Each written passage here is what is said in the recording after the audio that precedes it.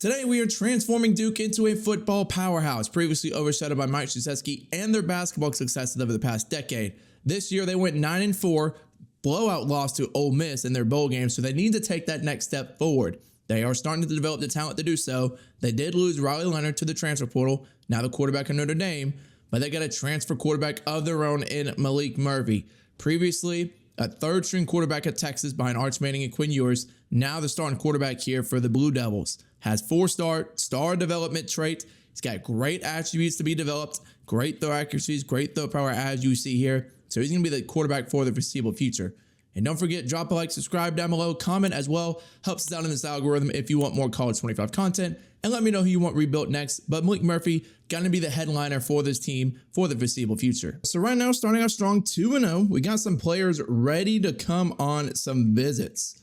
We're going to start off all the way down here with Zach Rossi in a big lead over North Carolina. And we're going to bring him in against Florida State, because if we win, that is +3. But if we lose, it's only one tick down. He'll come in week 8. And is there anybody else we can bring in already? Not somebody I feel confident in taking points off except for Camp here. We'll be sure to give him 10 just as a placeholder. And we will bring in Theo Kilroy. We need him in shortly. Going to bring him in week 8 as well. He loves proximity to home, so we'll bring him in on that family visit and then slowly start scheduling visits across the board for everybody else. North Carolina, this is week 6. Our first 4-star, Cliff Aguilar. He's a 4-star center from Pennsylvania, which means, oh, we lost. Okay, so that's our first L of the season. We are currently 4-1 right now. Definitely ahead of schedule. As you see, our offense has been very explosive, except for this matchup here. North Carolina basically drubbed us. Yeah, Malik Murphy threw 2 picks, 48% completion percentage. My goodness, yeah, Max Johnson went absolutely nuts with 210-3. Did we do anything on the ground? No. Star Thomas didn't do anything. Through the air, Javon Harvey at least did something, 6 for 108. Hagens had a touchdown, but yeah, our defense just wasn't ready to play, except for Ryan Smith, who's been an absolute baller this season, despite the fact that he had a 77 overall. But with that center committing, we have freed up about 40 hours to go out and use, or actually 90. And Sahara's locked us out due to our playing style. Fantastic. But people are coming closer to being ready for a visit. We're going to bring this guy in. Can I bring him in week 10? I can't. So we'll bring Oscar Fowler in over the bye. We'll do playing time, sell him on that, because he probably will play right away. But as you see here, really good progress thus far on a bunch of other 4-stars. We're going to, for Carl Camp, we will send the house because we don't have any good coaching grades elsewhere. And then we have 10 hours to use. Is there anybody that can use 60? Kilroy can. Actually, we'll have to take 10 off and find a way to do a soft sell for the remaining 20. He likes, I'm already hard selling him on that, so we will at least do this one. All right, another commit, Theo Kilroy, who we just did that soft sell for, does commit from Kernersville, North Carolina. Do I know where that's at in North Carolina? No, but Oscar Fowler does go to Boise State. Unfortunate, but 2 4-stars already at about the midseason mark. We are 5-1. Let's take a look and see where we're at the ACC standings. We are what? 1, 2, 3, 4, 5, 6, 7th in the standings. Yeah, we're 1-1 in conference, behind a bunch of teams. We're about to play Florida State coming out of the bye, who's ranked 18th in the nation. Surprised North Carolina is not ranked. But right now, having 3 4-star commits already, have 200 hours to use, or 2 4-star, excuse me. We would get Sahara if our playing style was right. But a lot of guys coming in, again, fresh off the bye. So we will go to that week 8, and that's, I'll simulate to then. And I will just add some more recruits to the board, but I'll see y'all for Florida State. Carl Camp flips to Auburn at the very last second. That is brutal. We did take an L to Miami, falling to 22nd in the nation. We crawl all the way down here. Oh my God, we got blanked. 33-0. Murphy didn't have a good game. 7 sacks. Oh my God. Nothing on the ground. Who gave up a lot of sacks here? Caleb Dorsey, redshirt freshman left tackle, gave up 4 sacks alone. Look at Miami. Yeah, 2.5 for Tyler Barron, 1.5 for Bain Jr. Oh my God, they just had a field party out here. Oh, well, we play NC State this week. Big rivalry matchup, but I will keep you posted on recruits. If we win this one, I mean, hopefully we do. We don't have anybody visiting because we're traveling on the road A big rivalry matchup. Does not look like we won. We didn't. And now we're falling to 7-3. Ryan Smith, though, had a game. 2 sacks, 6 tackles, 3 TFLs. I'm telling you, he's only a 77 overall. But something with his pass rushing is just blowing him up right now. Let's go show you real quick. He's got 12 sacks on the season. And we're not even done yet. We still have a couple games left to play. At the end of the regular season, right now we are 8-4. Pretty much on track to be that 9-4 record that we did throughout the season. Ended off losing 3 of our last 4, dominated by Wake Forest at home, 42-17. We tried to come back in the second half, but it just did not work. But so far, pretty successful first season. Let's see where we finished at in the ACC. Still staying at about 7th. That's where we've been at all season long. We really didn't move from when we looked at it midseason. The ACC championship game is going to be Miami and Boston College. But at this point, we're just worried about our bowl game. We can check to see where we're projected to be at. If we can go all the way down, it'll probably show us. There we are. Gonna play in the Birmingham Bowl. So good old Birmingham, Alabama against UL Monroe. At least that's what the projections say. Here we go. Before the conference championship games, we do get 4-star Philip IU. What a name, coming in from Leesburg, Georgia. Leonard Veal from Zionsville, Indiana, really bolstering our secondary. Griffin has locked us out. We were going after him, but that's all right. Our class shaping up to be really nice at the moment. Got a lot of 4-stars coming in as Will Howard wins the Heisman with 37 yards, 43 touchdowns, and only 3 interceptions. We don't have any award winners as we're actually going to play Western Kentucky. Still in the same bowl matchup or bowl game, just different matchup list with Western Kentucky. We should be able to pull this off as they are only a 78 overall. But as you've seen, we have beaten teams that are better than us. So the simulation in this game will be a little weird. But I'll just let you know if we win. Hopefully we do. Making our season 9-4 to exactly match what Duke did in real life. There, the confetti falls. We do defeat Western Kentucky in the Birmingham Bowl. We will match Duke's record on the nose at 9-4. So now all we got to do here, go to the offseason, work the transfer portal, try to bolster our team up. Maybe we can land a couple 4-stars here and there. But overall, just bolster our team up, make them just a little bit better. As Oregon wins the national championship in this universe, defeating Ohio State 38-34. Again, that didn't really happen in real life, but still. We do get Jamison Lambeau from Baton Rouge, Louisiana. You know, hopefully he isn't racing up and down the streets of North Carolina. I don't think he should be. We're up to a 4.5 prestige school, a 3.5 prestige school that quickly, which is really nice. Have 2 guys transferring here that we can probably bring back. Reagan McCraney is going to stay, and Peyton Jones is not going to stay, unfortunately. So this is everybody that is leaving. Bunch of key guys like Jordan Moore, Eli Paco, Jalen Stinson, and Star Thomas. Haven't checked out the stats yet. Let me go do that before I forget. Here in year 1, Malik Murphy, 22-8. Must have gotten hurt at some point because Grayson Loftus came in. 5 touchdowns, no picks. So real good job filling in for Murphy. On the ground, Jaquez Moore, 646-5. Not really getting a lot of carries here as these guys are both in 81 overall. Through the air, Samir Haggins led the team in receiving yards with 892-12. Behind him was Jeremiah Hazley, Jordan Moore, and Javon Harvey. Let's see how many sacks we give up. Yeah, Caleb Doris gave up 13. He gave up 4 in one game. Outside of him, we did really well in pass pro. So maybe we got to find a way to adjust the line to bench Caleb Doris in the future. Nick Morris Jr. led us in tackles at 89, 20 more than anybody else. With TFL's Ryan Smith really slowed down since midseason. He had 12 when we looked, only finished with 14.5. And then picks, my God, Chandler Rivers with 6. And good thing is he's not going pro. So he's going to stay for our next season. And we did get a defensive touchdown with Terry Moore. All right, here we go. Transfer portal time. We have 1,000 hours to work with. And we do have a 4-star, Ethan Johnson from App State. Is there any other 4-stars that are possibly interested? He looks like he is the only one. Yes, he is. But if we can find maybe, not 5, go down to 3 stars, get a bunch of freshman 3-stars. Oh, none of the 3 stars are interested in us from the transfer portal. This is the first time I've ever seen something like that. That's wild. However, we still got high school kids, and high school kids are younger. Oh God, oh God, that's not gonna sound too good. They can be freshmen when they come in rather than a sophomore. Oh, that even sounds worse. Oh no, no, no. You get the point. There we go. We do get the 4-star center Enrique Madden after week 2 of the offseason from Lubbock, Texas. Ethan Johnson was a transfer from App State. Does commit to the team. Gonna help out our secondary. Looking pretty good on a bunch of these 3 stars at the bottom of our board pretty much.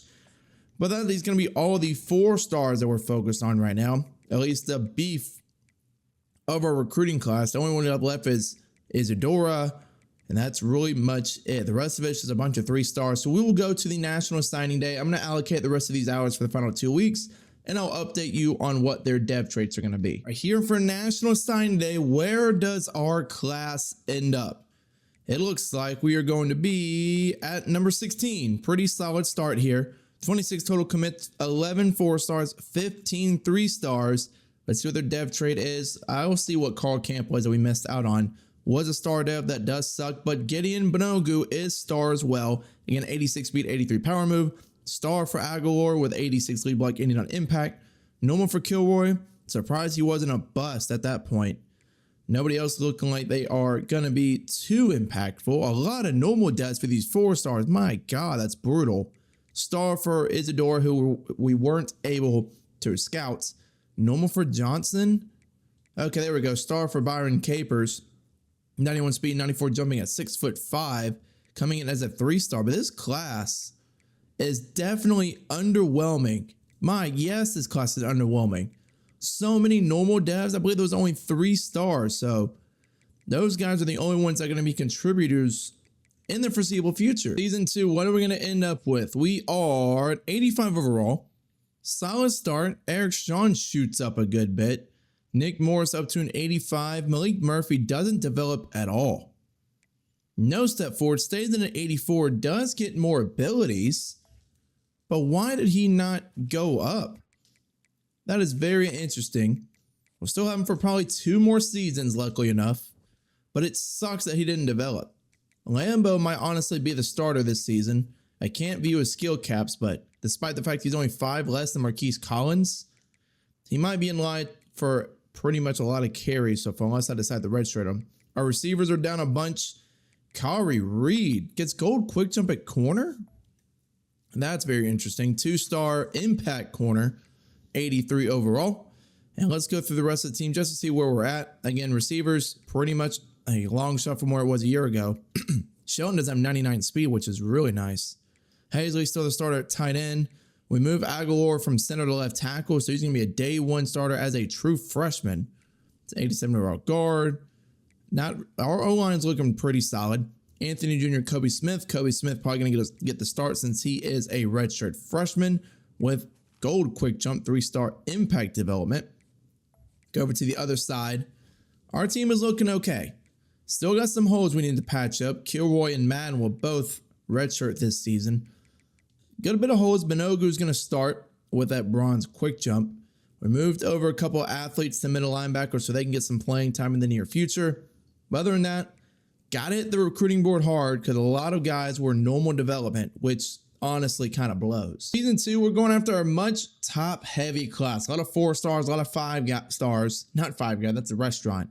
But really focusing on the top-tier talent rather than the depth, because I don't really care for the depth. So, got to make our team a lot better. And the only way to do that is to go after the top guys. So we're going to go to about week 4, week 5, adjust the hours accordingly and see if anybody's ready for a visit. But the main point stands.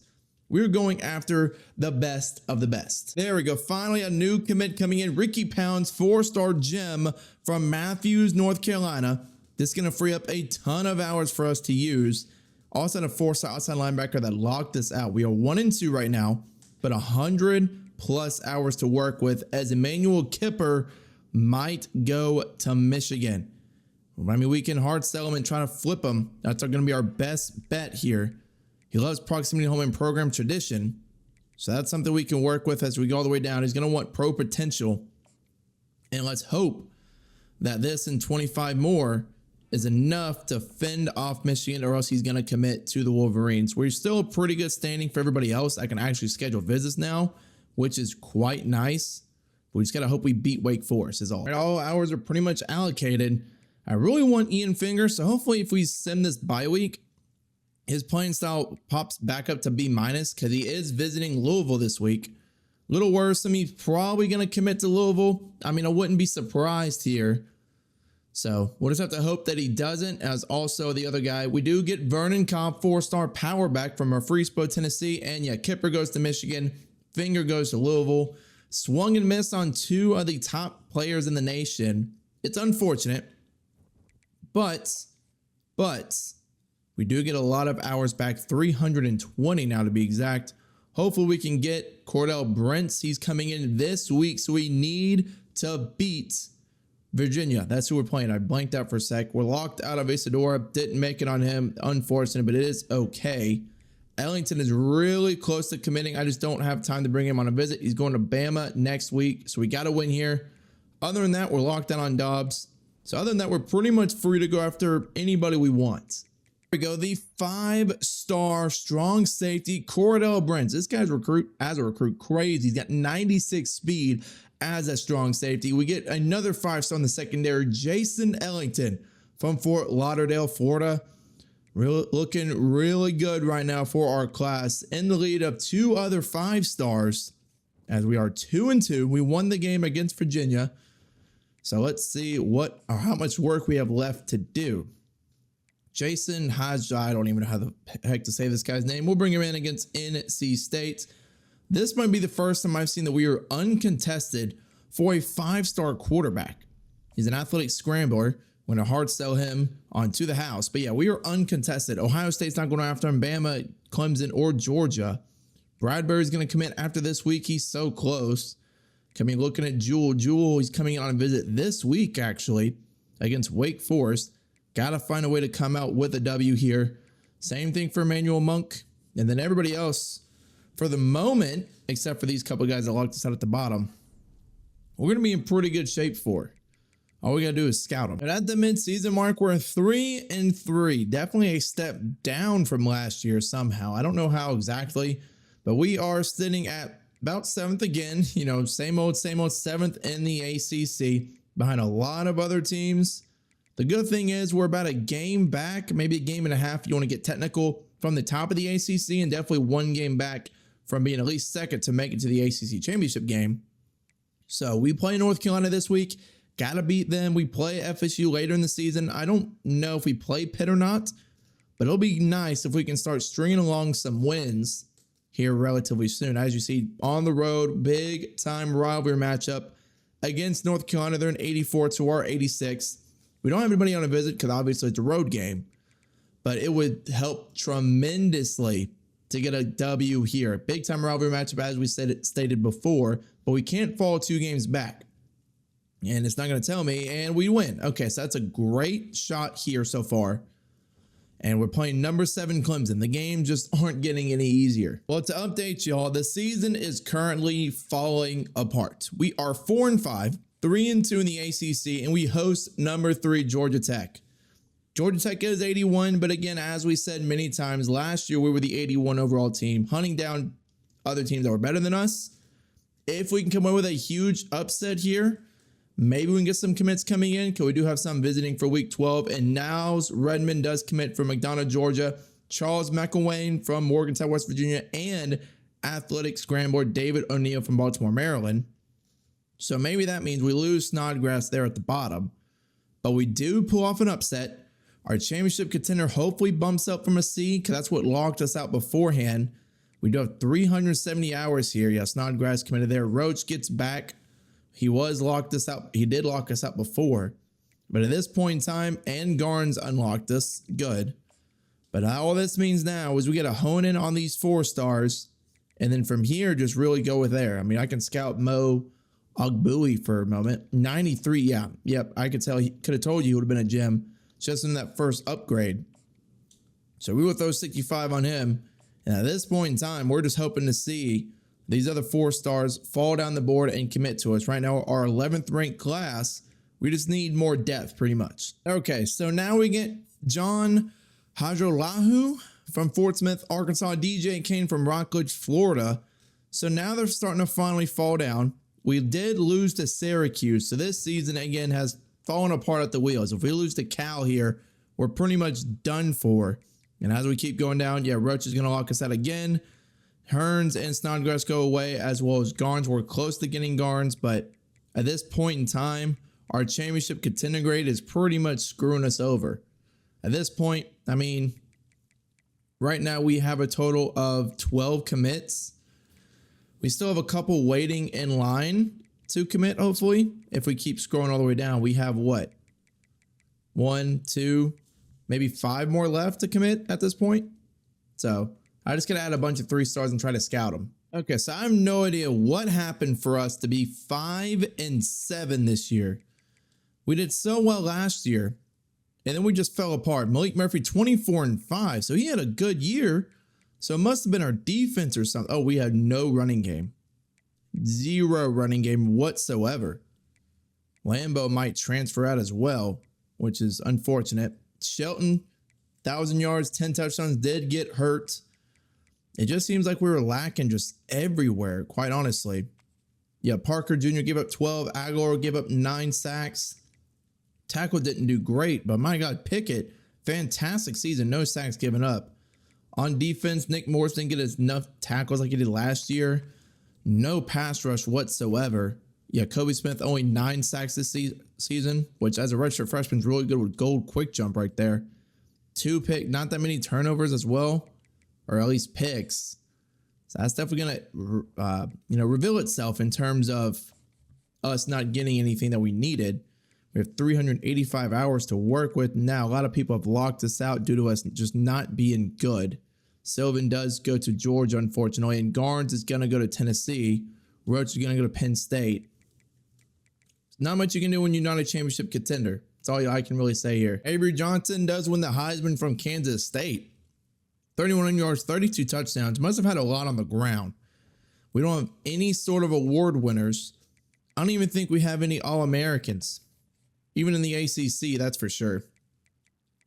As we go down and look, he won the Heisman, Avery Johnson did, but he wasn't the national first-team All-American. Interesting. Oh, we do get somebody. Eric Sawhunter gave up no sacks through like 700 snaps, so really good for him. And he's second team. Brian Parker was the right tackle who only allowed, he allowed 12 sacks. How is he a second team ACC? And Chandler Rivers as well. And Kansas State actually comes away with the national championship with Avery Johnson taking down USC 35-20. USC and Kansas State. I don't think Kansas State's ever played in a national championship. USC, it's been a long time for them, but let's see who is all leaving us. Probably going to hit the transfer portal, and we have a lot of freshmen because of our championship contender, which is fantastic. Matt Craycraft, are you going to stay? No. Philip Ayou, who we got last year, does stay. Maybe Jamison Lambeau, gone. Enrique Madden, gone. Roger Bojic stays. So we're losing, though, a couple of freshmen. And Chandler Rivers is going to go to round 6 of the NFL draft. Hopefully, he gets drafted a little higher. Maybe some of these guys sneak in there. I'm surprised Sean's not going to get drafted after allowing no sacks through 700 snaps. But still losing a lot of talent. Finished 11th in the ACC. We actually dropped the half-star prestige.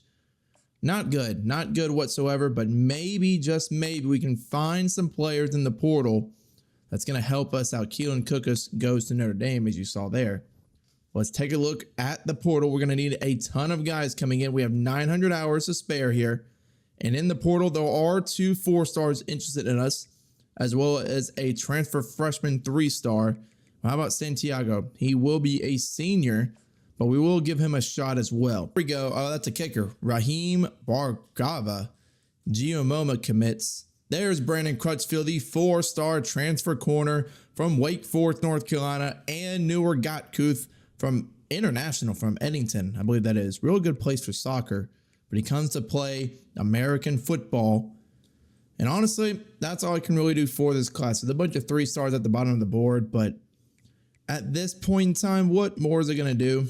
Like, I'll throw scholarships on. Antonio Brown? Oh, come on. He's got to come to the team. CTE, tweets and all. We'll bring him in. Maybe he can go down and kick a punter. help us try to flip some field position. But at this point in time, what we're going to get, who we're going to get, and we'll see what our class ends up at. Hopefully top 15 for the most part, at least what I'm trying to hope for. We're going to simulate here. We're going to get a couple 3-stars. DeMarco Eclair from Melbourne, Florida. Carl Neiman from New Jersey. And there's Antonio Brown from Lexington, Kentucky, as well as Matthew Cobb. This should be around top 10. Not exactly at 10, but should be relatively close. Number 1. Oh, I was not expecting to land the number 1 overall class. That doesn't look like the number 1 overall class, but we'll take it. 5 stars, 9, 4, and 13, 3. As we go through and look at each development, please elite. Let's go. Come on. John Hadralahu, 88 speed, 92 throw power. We were uncontested for him, and he might start day 1 over Malik Murphy because Malik Murphy just hasn't been getting it done. Ricky Pounds would star development, 92 strength, 90 impact blocking. Brayton Bradbury would star development, 84 pass block power, 84 strength. Elite development for Vernon Cobb, 90 speed, 86 stiff arm, 87 trucking. Already such a better class than last season. Star for Cordell Brents, 96 speed, 90 agility. Simon Jewell was star, 91 speed, 93 excel. The 1-2 punch of Cobb and Sewell is going to be crazy. Ellington with elite, 92 speed, 89 excel. That is 3 elites already. Monk with elite. Oh, this class is going to be crazy. 86 speed, 84 power move. Star for DJ Kane. This is one of those classes. 95 speed, 93 excel. Normal for Redmond. Another star for McElwain at tight end. Some of these freshmen might start off rip. David McNeil, even though he's going to be a backup, does have star development, 88 speed, 90 throw power. And now into the 3 stars, and it keeps going. Mo Agbuhi, 93 speed, wood star dev. Star for Newman, another tight end that can redshirt and develop. Oh my gosh. It's like everybody has a good dev trait. Star for Eclair, star for Turpin, star for Kendricks. We're going crazy. Normal for the kicker. Let's look at our transfers. Normal for Crutchfield. Oh my gosh, normal for Gatkus. So they might be benched in favor of some of these other freshmen, but that is so many guys with a good dev trait. I didn't think this class was that good, but it's really good. In 3, where are we going to be at? We are 87 overall. Malik Murphy finally shoots up to an 89. So he might have solidified his spot for now as our starting quarterback. We will see about that though. It's not going to show any of the freshmen at the moment, but honestly, we have a 77, 78 overall freshman running backs that are probably going to play instead of these 2 guys. So don't be surprised if I encourage them to transfer. Look at wide receiver. Tayshawn Shelton, 99 speed. Golly, our receiving room is going to look really, really nice in the foreseeable future. Vance Bolliard at 78. Again, we have a freshman at tight end. Gotta fucking speak. Agor moves up to a 71. We move Doors to guard. Goes up to an 82. We don't have a center right now. Center. Jesus, freshman at center. Really young across the board. But I think our team's going to be pretty good. Not all of our freshmen are loaded in. Bonagu goes up to an 85. Love to see that from him. True sophomore. He's almost capped out. His pass rushing skills are already capped. He's okay in zone. We'll get better block shedding and pursue, which is really what you want to see for either on ball or off ball. Kari Reed, 88 overall. He was at 2-star with impact development, and he is developing really nice for us. One of our better players already, especially as a 2-star, which is great. Philip IU and Cordell Brents. Brents probably going to start over IU. He does have elite development. IU only has normal, lower skill caps. So, yeah, Brents is definitely going to start at free. Then we have Deshaun Stone at strong safety. All right, got this scheduled for year 3. We're playing 1, 2, 3 ranked teams in the first 4 matchups. 5, 6 total in the top 25. Gonna be tough sledding. Hopefully, though, we are an 89. We will be able to hang with those big dogs. Not talking about toes. What the hell? No, whatever. Got to hang with the top teams. The recruiting board here is going to have the best of the best guys yet again. I'm only going after the 5 stars, like Joel Beckham, for example. We're down to 600 hours instead of 650, which is going to be a little tough for us to hang with them, but hopefully we'll be able to. Like Burr, for example. Nobody's going after Burr. I will throw 60 on him just like that. Is there any other 5 stars like that? We do have a chance here for George Dugby. I think that's how you say his name. We'll throw all 75 actually on him. But it's weird. Why is a 5-star just aimlessly hanging out in the distance like that? Only 3 people going after Beck. So yeah, that's what it's going to look like here. I will update y'all around again week 3 or 4. Figure out who we can get. Hopefully a couple of these 5 stars again. We just need to start winning games to match with that. We're 0-5. How are we 0-5? It's our defense. Golly, man, come on. At least we get Dell back, 5-star defensive end from Kansas City, Missouri. But yeah, we lost out on Silvestro and Shembo because his team has simply just fallen apart here. Not much you can really do. We're the team. I don't know. I'm honestly at a loss for words here as to why we're so bad all of a sudden. I don't need to go after Jeremiah Britt because we already have a quarterback of the future. But man, it's just so annoying. Because there's nothing you can really do. You just got to sit back and take it at this point. It's all you can do. Sit back and just take it. There we go. Found another 5-star. George Dogby from Gray, Georgia. Lost out on Beckham and lost out on Light. And we're 1-5. We won a game. Thank the Lord. Wesley Williams coming up clutch. 2 sacks, 5 tackles, 1 TFL. Oh my gosh, finally. Won a freaking game. 14-6. Ugly game too. I don't want to know. What? Why is it asking? There we go. Ugly game. John, 2 touchdowns, 13-18. Boyd with 107 yards rushing. He's back from injury, but I don't want him playing. I don't. I want the 2 freshmen playing. If I didn't know he was back from injury, I would have benched him. But he didn't put up 100 yards, so maybe we need to go with what's best for business. But unfortunately, we are not. We're going best for the future. I want these guys to develop, and I want them to develop quite well. Maybe he can be the 3rd down back. Yeah, he'll be the 3rd down back. That's what he'll be. Another 5-star, Deontay Burr from New Mexico. Jalen Gore from Bradenton, Florida. That makes 3 5-stars committing to the team. So far, better, but now we're 1-6. So it's not getting better whatsoever. I don't know what's going on to this team where we're falling apart at the seams here. Yeah, Olaju is not performing well. Maybe that action of benching him isn't working out so hot. All right, Murphy, take it to the promised land. Murphy's back in. Hajalahu is going to be back to redshirted because he didn't do well. We're playing hot potato quarterback. So, yeah, he had 2 touchdowns, 3 picks. Maybe Murphy, in the meantime, learned his lesson for being benched. So hopefully that means that we can play a little bit better. That'd be nice. And yeah, finally, he's at the 4 mark to where he can be redshirted. Perfect. Commit 4-star Timmy Ramsey from Indiana comes to the team. So hopefully we lost again. Dude, why? What? I've lost for words here as to what's going on. Maybe this season's just cursed. Maybe we just cursed. Sandlin commits after Georgia Tech. I'm unsure if we won or not. Probably didn't win. Knowing our team, we did win. How do we bump up to a B- championship contender after that? We're 2-8.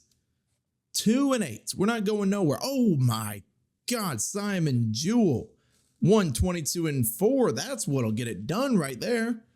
Clemson's 5-5. We're 2-8. The world's falling apart here. But we snapped a 3-game losing streak. 42-24. Malik Murphy had a solid game, 22 of 31. Yeah, Murphy 122-4. Jewell 122-4 as we went over before. Rossi with 62. How's our offensive line doing? Really good. Only 1 sack by Aguilar given up. 5 tackles for Kari Reed. 1 TFO for Bonogu. Weird names coming in here. No sacks. Did we get a pick? We did not. Huh. Maybe some bend, but don't break defense in that one.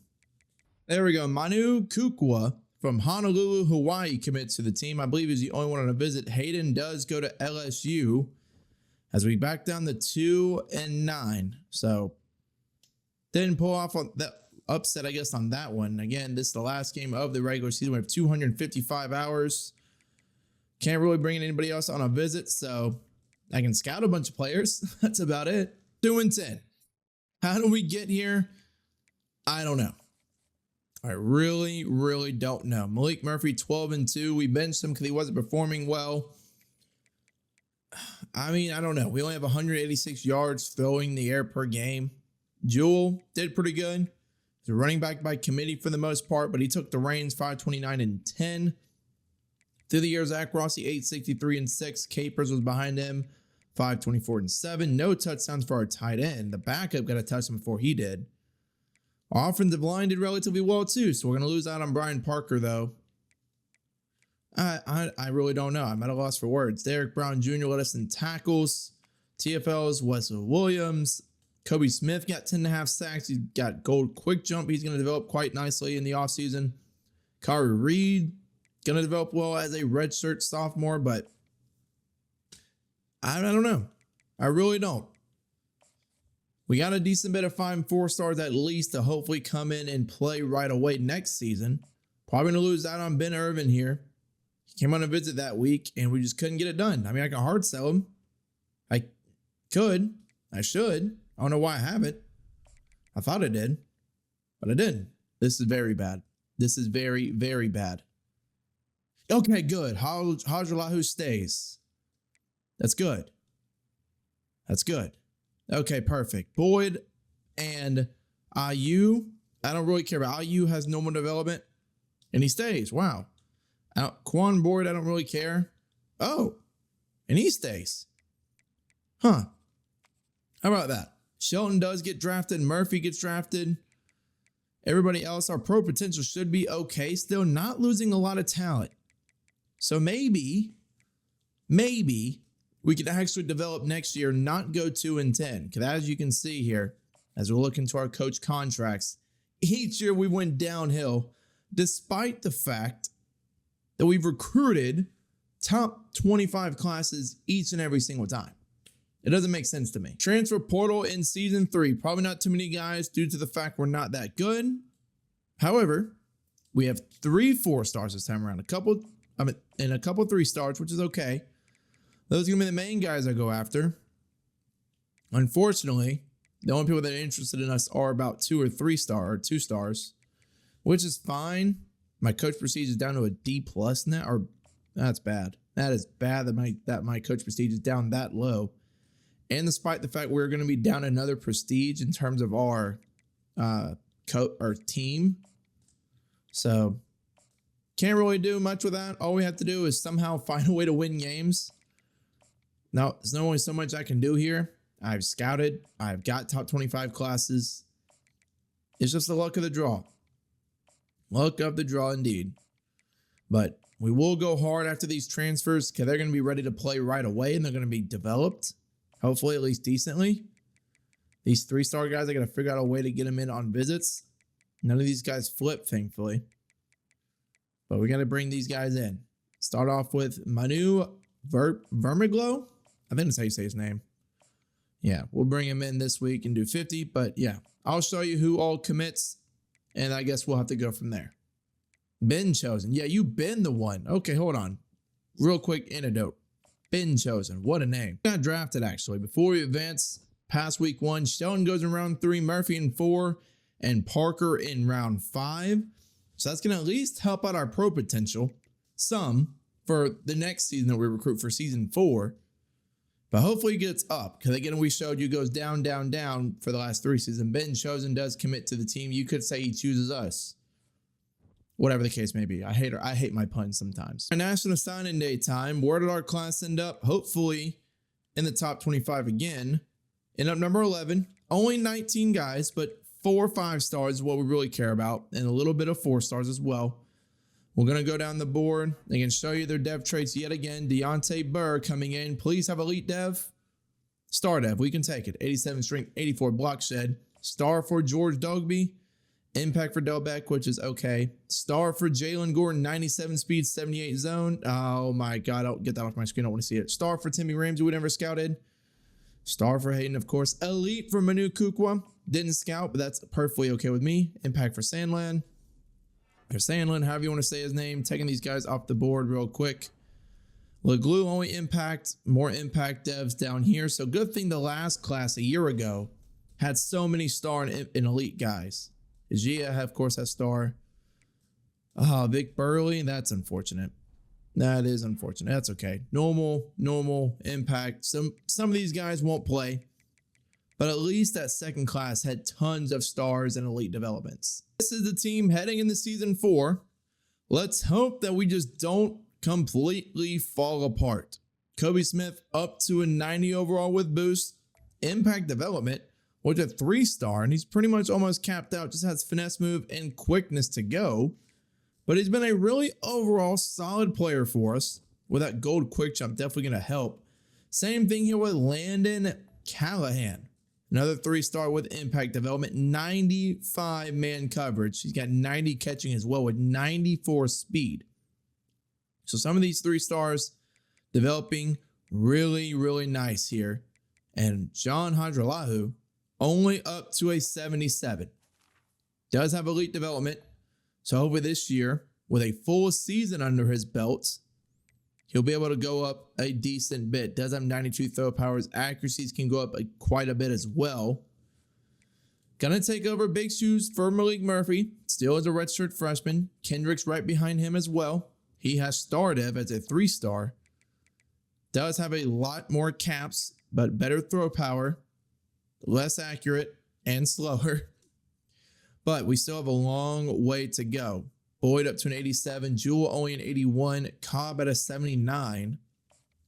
So maybe we let them take the reins. Was a 5-star coming out.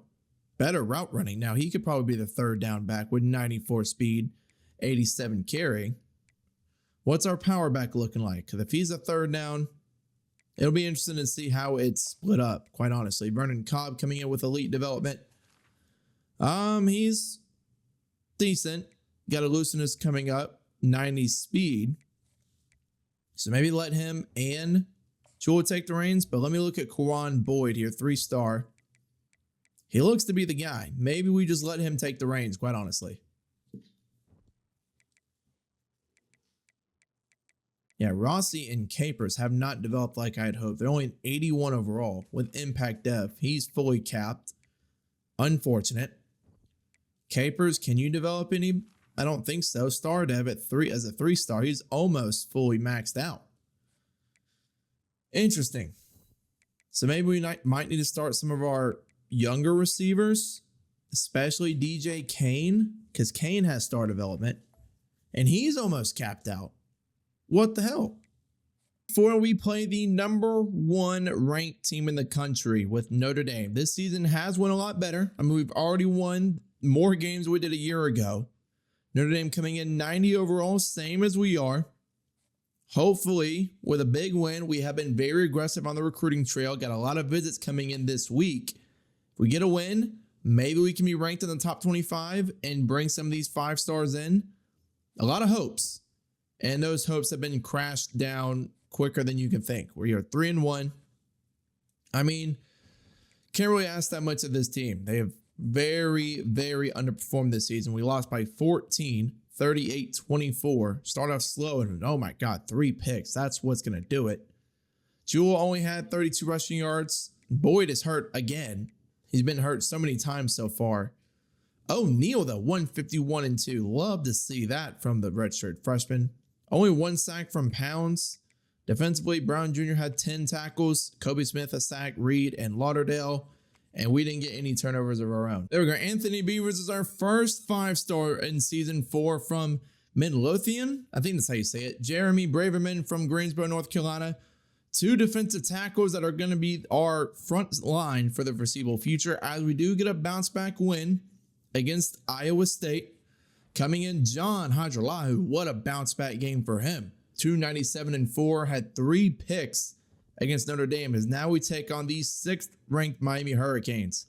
Already 0-1, against the team ranked ahead of us. I mean, and this guy's going to go to UConn. Beautiful. Love that for us. But Kranchik, we can bring in. We're going to do week 9 for Louisville and hope that it's going to be enough, long enough time for us to be okay. Christian Pan already came in on a visit. Oklahoma coming out of nowhere for him. So he might just flip to the Sooners. Arma, we should be okay for. We are hard selling and doing the friends and family. We got to do something here for Tony Dallas. We can hard sell him, thankfully. Let's hard sell athletic facilities, pro potential, and brand exposure. That should help us out. And then do 25. But that's what I'm going to do here.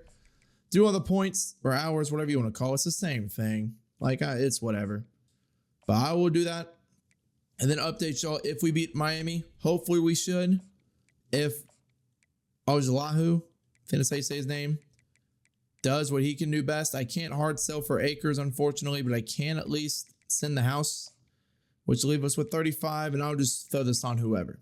All right, so after Miami, Wallow does go to UConn, and we lose. Not really surprising on that one. Miami is a really good team, and we are still finding a way to underperform. 43-21, blowout fashion here. Hajalahu, not a bad game. Got sacked 4 times, which, isn't good.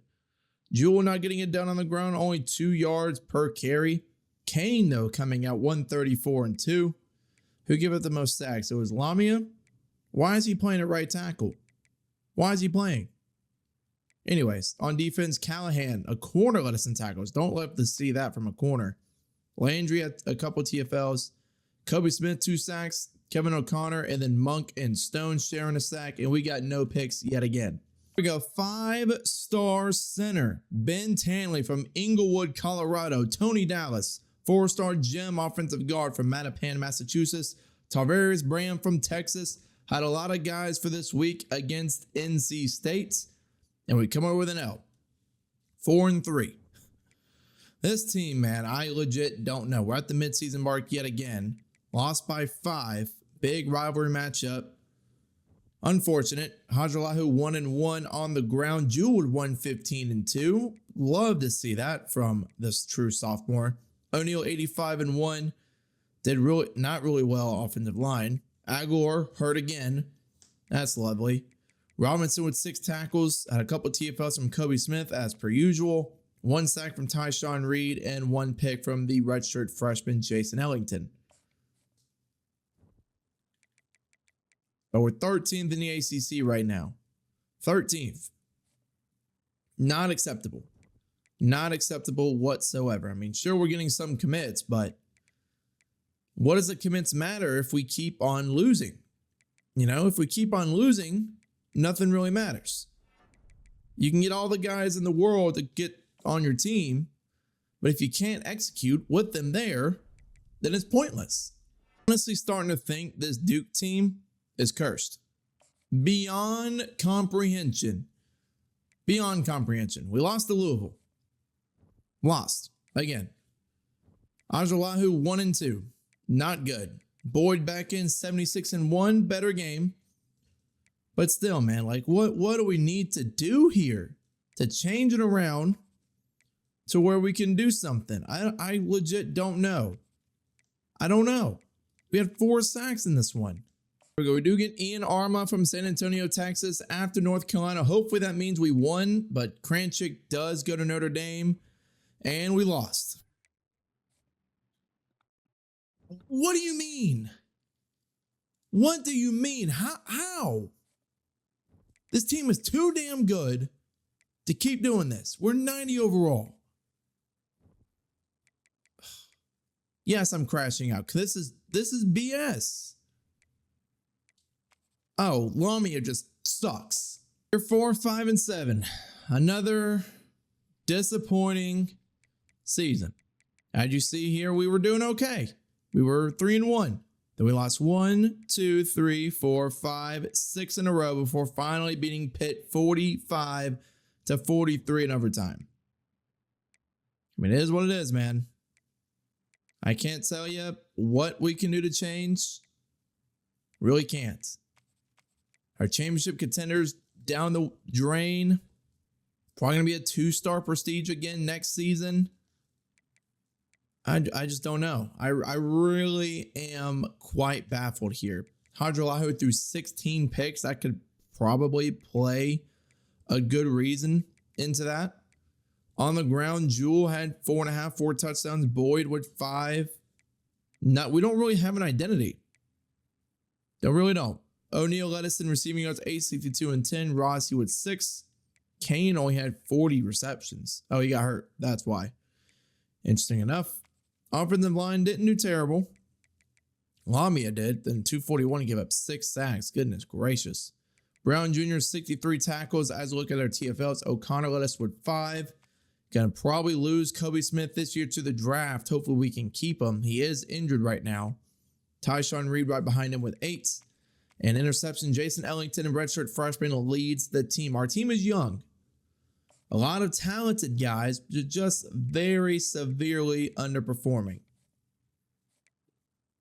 I don't know what more I can tell you other than that. They're just underperforming. So I'll just give these hours to some 3 stars that are somewhat gems, and I guess go to the transfer portal. Michigan wins the national championship. First time we've seen them win one, this time against Notre Dame. Notre Dame was ranked number 1 for a lengthy portion of the season. They did defeat us earlier, so I'm not really surprised to see them. We're about to go to the players leaving. Hopefully our quarterback doesn't try to transfer out again. All right, here we go. Nervous, yes, but let's see who's going to try to transfer out, and it's a lot of players. A lot of guys trying to leave, so we are going to try our best to keep our quarterback. He's staying. Good. Let's try to keep Vernon Cobb. He's gone. Try to keep Kukwa. Stays. He's got elite development. Well, from here, let's try to keep Crutchfield maybe? No. But we lose Cobb. Not the end of the world. Didn't he have elite development? Think you did. Unfortunate. We keep our quarterback. That's all I was really caring about. We get one guy drafted. Boyd is gone. So we lose our pretty good backfield. But at least we didn't lose our quarterback. Actually, Robinson got drafted in round 3. We went up a prestige. How do we go up? That doesn't make sense. 1,050 hours now. Beautiful. Love that. In the portal, 2 4-stars. And no 3-stars interested in us. Is that really it? That is it. Love that for us. So our 4th National Signing Day, we're not going to have as high of a class as I had hoped. Probably not even going to be top 25, quite honest with you. It's going to be 20. A lot of 3-stars, more than I would like. That's because we kind of got shafted on our coach prestige and conference prestige and championship contender because we keep losing. Love to see that. But Anthony Beavers coming in. Cheer me up. Elite development. Thank you. 92 strength, 85 power move. Impact for Tanley. That sucks. Elite for Arma. Thank you. We need more receivers with elite development. Might start off the rip freshman season. Normal for Braverman. Why wasn't he a bust? Impact for Tony Dallas as a gem. Okay, another elite for Tavarius Bram. Finally, star for Silva. Love to see that as we keep going down. Star for Parker Kellogg. Better depth as at wide receiver, I should say. And then star for Nick Hyman. We lost the running back to the portal, got one right back. Love to see that. Any other stars or elite? Another one. A tight end, Braden Sullivan. Does have star development. And then closing it out with Jimmy Ham. So overall, decent class. But just got to hope we develop enough in the offseason to make a difference in Season 5. Because I'm tired of freaking losing. Season 5, we might not go up in overall team-wise.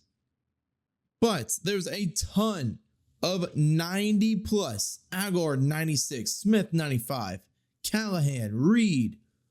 Like, there's no shot that we should not be able to compete this season. Like, Jewel's at a 90. Our quarterback, 88 overall for John Hadralahu. With boost, of course. At wide receiver, David O'Neal is up to an 88. Kane didn't develop like I wanted him to, but he's still going to be the wide receiver too. Tight end, we have an 88. Like, we should be able to compete this year. I don't care There's no ifs, ands, or buts here. You see the team. We have a 95 overall defensive end, a 92 overall on the other side, 87 as a true sophomore. No way, no how. Dogby, redshirt freshman at a 90.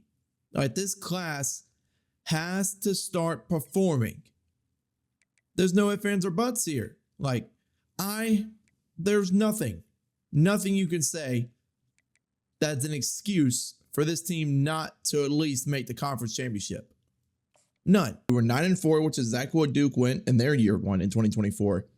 But we went 5-7, 2-10, 5-7, despite the fact we have had top 25 classes in 2 of those seasons and the number 1 overall class in 1. I don't know what's going on with this team. We're still going after the best of the best players, as you see here, with a bunch of 4 and 5 stars on our board. I haven't allocated the hours yet. I'm going to. But this team is just so inconsistent that I really have no idea what else to do besides continuously recruit. And hopefully some of these guys will actually play better. So I'll keep you posted. We'll go to about week 3 or 4, give these hours out to these 5-star players that we can possibly get. And I'll just let you know if we get them or not. If this rebuild could not get any worse. We lost to Georgia State. Georgia State. I don't know. I really don't. Kane had 3 scores, which is nice. But how do we lose to Georgia State, man? This team sucks. We're an 89 overall. What the hell? First commit of season 5, Serge Apple coming in. He's a 4-star gem. We're in week 6 right now. We are 3-1. So somewhat progress over the past couple of seasons. I just hope we don't completely fall apart at the wheel here. As Dumain's going to come in on a visit this week. But we got to start sending the house for him. We are not sending the house, hard selling. I don't know why I didn't do it before. I was focusing on scheduling visits. But we got to get him in any way we can. We have a lot of hours to do so. We've got free from scheduling visits. So now everybody can get pretty much maxed hours and do that. We play Virginia this week. So hopefully, we're able to come away somehow, some way with a big time W. But we are a little behind on LaBelle. LaBelle is coming in this week as well. He might flip all the way to Oklahoma, I believe that was. And we can hard sell Freddie Vaughns, but that's what we're doing right now. Trying to come away with a win against Virginia, get all these big time commits for our team because we need it, despite the fact everybody that has been a 5-star before has underperformed quite significantly. But we will see. We will see if anything changes. All right, Trevor Walters, the 5-star. I believe he's a power rusher. Outside linebacker from Lawrenceford, Georgia, does come to the team. We lose out on LaBelle to Oklahoma, so that tells me we probably lost, and we did. Surprise, surprise there that we fall short in a big-time matchup with recruits coming in. We lost 14-9. I don't know what's going on with the scheme or the offense or what, but we're just not getting it done in any sort of aspect right now. Again, no idea what's going on with our team. Got a lot of sacks, 4 sacks on the day. Just our offense fell short. Cortez Willard, another 5-star commits from Kimberly, Wisconsin. We just played North Carolina. We lose out on Dumain to Notre Dame as we fall to 3-3. What happened this time around? Not really sure. Probably a blowout. 37-25. Just can't get it done. North Carolina put up 20 in the second quarter, and Hajalahu as well as Jewel.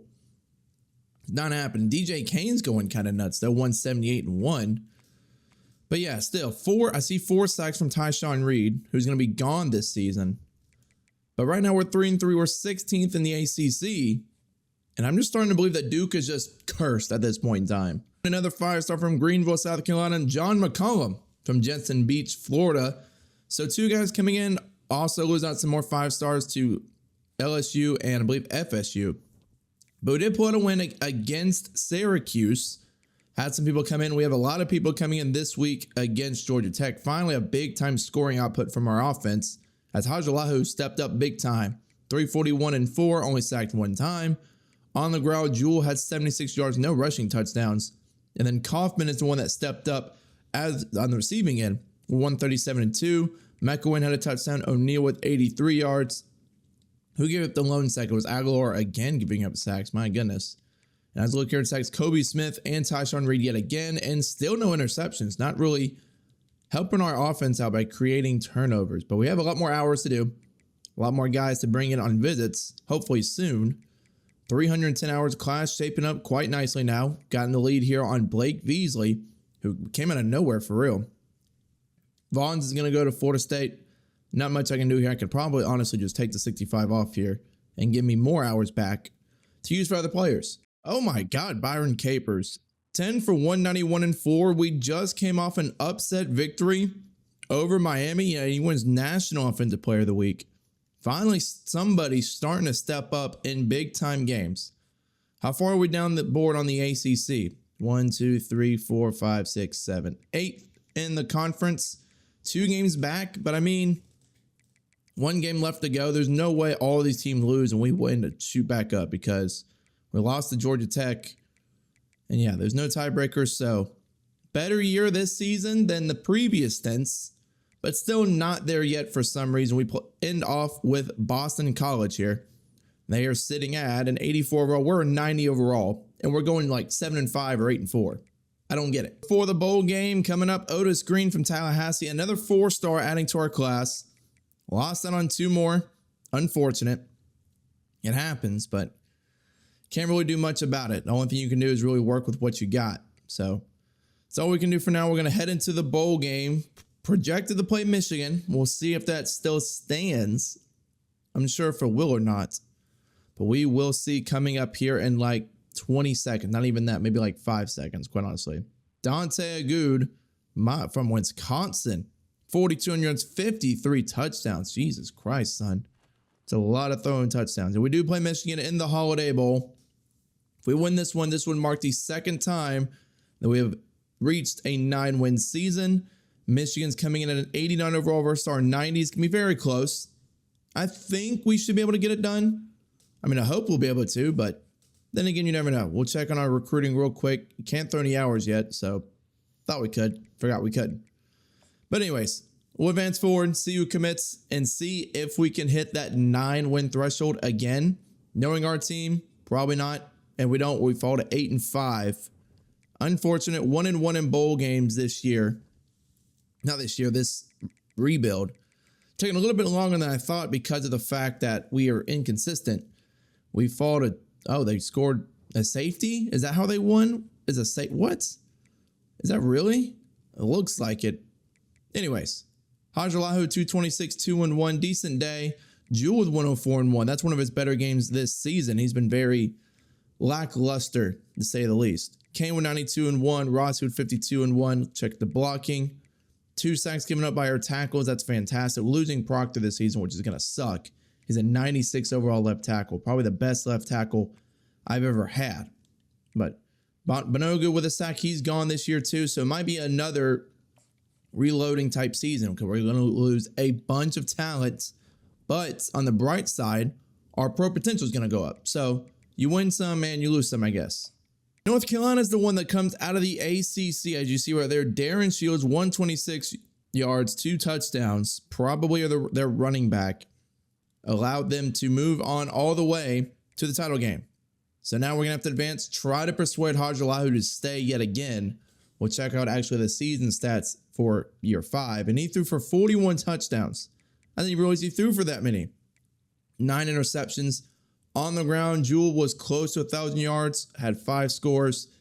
Through the air, Kaufman is one that led us in yards with 807. Capers right behind him. Then O'Neal, 10 touchdowns for Capers, really spread out here. Joel Mequin had 7 as a tight end, which is really nice. As our sacks, Bradbury only gave up 8, which is really good from a tackle. Aguilar, again, going to suck losing him to the draft this year. Only give up 6. We're going to develop a guy to take his place next season. Bonogu led us in tackles with 70, not 7. Kobe Smith with 10 tackles, he's leaving yet again, and Tyshawn Reed as well. This sack duo, 30 sacks combined from our edge. That's something you need to win a title, but we just simply couldn't get it done with them two. 5 picks for Marable, who's leaving as well. Same thing with Callahan. Ellington will step up next season. Do we get any pick sixes or defensive touchdowns? We got 1 from Kahari Reed. He was developed quite nicely. Was a 2-star coming in with impact development and worked his way all the way up to a 93 overall. Okay, season 5 transfer portal heading into season 6. Who is going to leave? Hadralahu's trying to leave. Stay. Yes. Hadralahu stays. We have kept him in 3 separate times, but he's staying all 3 times, thankfully. As so far, we are losing a bunch of talent. You can see here Callahan projected to be drafted in round 1, Smith in 3, Reed in 2, Aguilar in 2, Reed in 6. I'm surprised that this defensive end is so low. Same thing with our left tackle. And then Banogu going in round 7, at least projected. Once we advance a week, we can see exactly where are they going to fall at. Hopefully we get more round 1 talent. We'll take a look real quick at who actually got drafted. Up to 100 coach hours. I'll spin that in a second.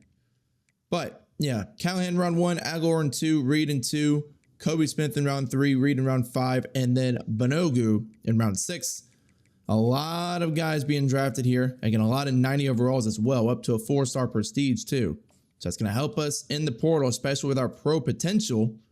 As we go look and see, do we have any? We have a bunch of 4 stars. Crocker's interested.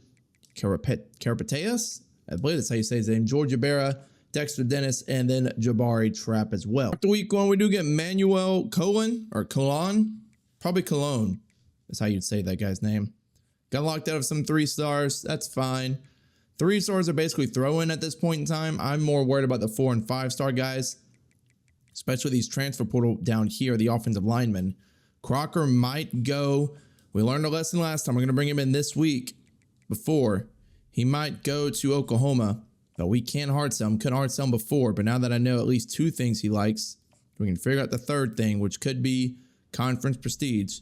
And let's hope we can find a way to fight all the way back against Oklahoma. I think we should be able to. Enrique, I'm not even going to try to pronounce that last name. He likes pro potential, but then again, we don't know anything else that he likes, so we're just going to have to hope and pray that's enough. Ibarra? I don't know. I believe that's how you say his name. He likes pro potential. It's the only thing we know that he likes, so we're going to have to just work with that. Do get George Ibarra from Pensacola, Florida. He's a 4-star transfer center, as well as 3-star transfer Jabari Trapp was a physical archetype for him. Doesn't show where we're at on the other 4-star. He was an offensive lineman as well. I'd showed y'all we already lost the other tackle, but I just want to see where we're at in terms of the other guy. Yeah, Carapaz, he's going to commit after this week, so that's pretty much going to close out our class. Hopefully when all the other filler 3-star guys come in, we rank higher, and maybe some of those 3-star guys can be pretty good. John Mertz, he's an athlete coming in. Timothy Fogg from Columbia, Maryland, going to be our next tight end. Same thing with Deion Parker. Richard Agnew, we lost a lot of corners. You got to bring him in. And there's Enrique Carapateas from Aurora, Colorado. Dexter Dennis, another quarterback. Again, we're going to move all these athlete quarterbacks around. That's why you scout athletes. Athlete scramble archetypes to be exact, because they can play running back, they can play receiver. So don't focus on the position here in terms of like 6 straight quarterbacks that we got. Really focus on the fact that we got the players, the number here. So as we look at National Signing Day, go to our top classes. We are number 6. Dang. I needed 1 more to get elite recruiter. That's unfortunate. It is what it is though. 4 5-stars, 7 4, and 13 3. Let's go take a look at these dev traits. Star for Serge Apple with 97 speed. Elite for Matt Wooten with 94 speed, 79 man, 94 change of direction. Impact for McCollum. Elite for Trevor Walters, 91 excel, 88 speed, gold quick jump. Elite for Cortez Willett, 87 strength, 84 speed. Star for Josh John at 84 speed as well, 88 tackle. Normal for Carlos. Should have been a bust icon there. Otis Greenwood star, 92 speed, 86 excel. Elite for Manuel Colon. Didn't scout him, so he can probably play safety. John Mertz does have star with a 3-star athlete. Enrique Sawyer was star. A lot of dev traits here, just like it was in season 1. Impact for Fogg. Impact coming on down. Is there any star? There we go. George Ibarra is going to be our starting center. Does have star development. Normal impact. Keep on going down. Did anybody throw in? No. So now I can just go move all these athletes around to different positions and hopefully make our team a little bit better than what it was last year. Year 6, where are we going to end up at? Hopefully better than just a 90 or straight up 90 on the dot. Jewel goes up to a 95 with boost. Gore as a redshirt sophomore is a 93. Ellington, McElwain, Hadralahu up to a 92 now. His team's looking real good. More 90s this time. Maybe not the top end, but still pretty good players. Simon Jewell with Star Dev, pretty much almost capped out. But I mean, after this, I don't know how much more you can keep going. Like, we have Hajalahu. If he goes to the draft, we'll have Kendricks for next year. Hopefully we can persuade Hajalahu to stay. That's the main goal here. 5-star elite dev guy, pretty much almost capped out. He could be a 99 overall if he does stay for one more season. Gonna hope that he does. But in case if he doesn't, then we have some other guys as well. Let's go take a look at our receivers. O'Neal up to an 88. Marvin Hare comes out of nowhere to be an 88.5 overall. As a 3-star with impact dev, capped out as well. But moving down the list, Arm up to an 85. Carlos at the bottom there is a true freshman. It's going to suck. We're losing McElwain. It's so hard to develop tight ends in this game, too. And he's really, really developed here. We moved Bradbury from right to left. He's up to a 91. Folcott's up to a 91. Coleman, 86. And Taylor, 81. Redmond, we kept at center at 88. Ramsey overtakes Pounds here, so he's going to be the starter at the right side of the line of scrimmage. And Ybarra doesn't go up at all, so it's going to be a competition. We moved him from center to right tackle. Probably going to start him since he has better abilities, but we'll see. Ben Chosen and Beck are going to be our left defensive end. As we get to the right side here, we have Deontay Burr. I believe he has elite development, if I remember correctly. No star. Was a 5-star that we got a long time ago. Finally get this shot here. Defensive tackle, we have Beavers as a redshirt freshman shooting all the way up to an 89 overall. Oh yeah, elite development. Perfect. So we have some talents. We do. A lot of young guys, also a lot of old veterans. As Dogby is up to a 91. Kukla up to an 89. True freshman Trevor Walters is going to be here at an 80. Redshirt freshman Bram's at an 87. So we have guys, young and old, all across the board. As Isadora is going to take over Philip IU. Finally, his development kicks in. So at this point in time, there's no excuses here. At a 90 overall, why can't we win more than like 9 games in a year? It just doesn't make sense to me, quite honestly. But we're going to try here in season 6. Haven't you made it to the conference championship game? Not the fault of my own. I've been recruiting my daggone butt off, trying to get Duke up there. It's just a fact of the matter. This team's so inconsistent. Simulation. That's all it really is. Now, this is our first tough matchup of the season on the road against 19 Texas. We are going to match up as a 90 overall, basically the same exact team in terms of a rating standpoint. Can we get a win?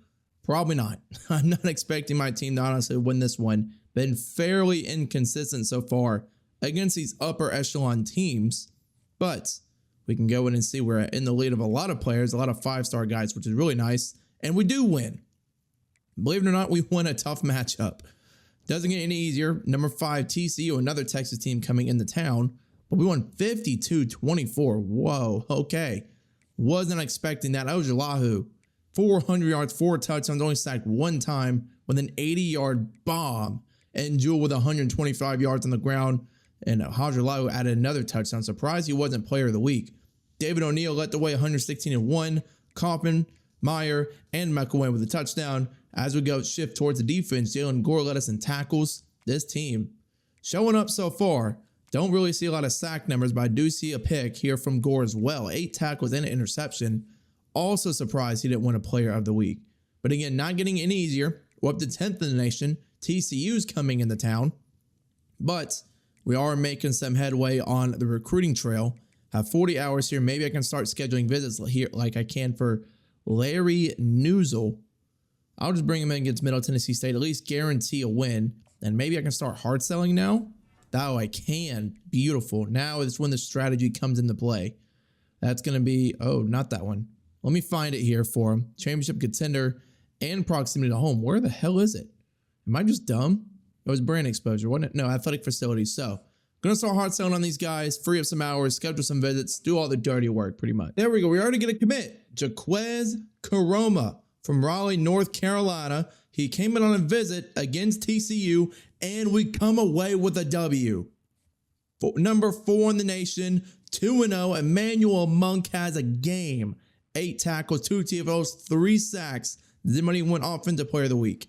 No, but he does win National Defensive Player of the Week. Let's go take a look at the score of this one. It was 25-something 49-25. So back-to-back games where we blow out a team from Texas, and Hajalahu is performing quite nicely. 226-2 on the ground. Jewel with 3 touchdowns.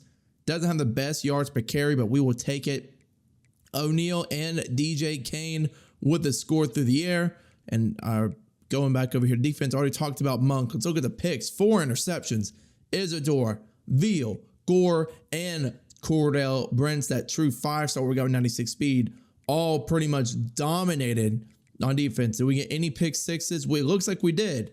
Cordell Brents is the one that brought it all the way to the end zone. Oh my God, David O'Neal, 8 for 2, 10 and 3 against UConn. My God, what was the score to that one? I got to take a look and see, because if a receiver went for 200 yards and 3 touchdowns, yeah, it's another blowout, 45-21. This offense is now finally, my God, Hajalahu, 6 scores. How did he not get player of the week? Did get sacked 3 times, but still diming it up too and spreading the wealth too. Mack went almost 100 yards at tight end is really nice. I see Monk with a 2.5 sack game, and I do see a pick from Matt Wooten, the true freshman, getting some playing time. Probably was a little bit in garbage time. We didn't get any commit. Well, it was a road game. Do have some visits here in week, 6? But we're about at the halfway mark of the season. Where do we stand in the ACC? We haven't even played conference game yet. This is our first one. Virginia starting off 3-0. We do play NC State here soon.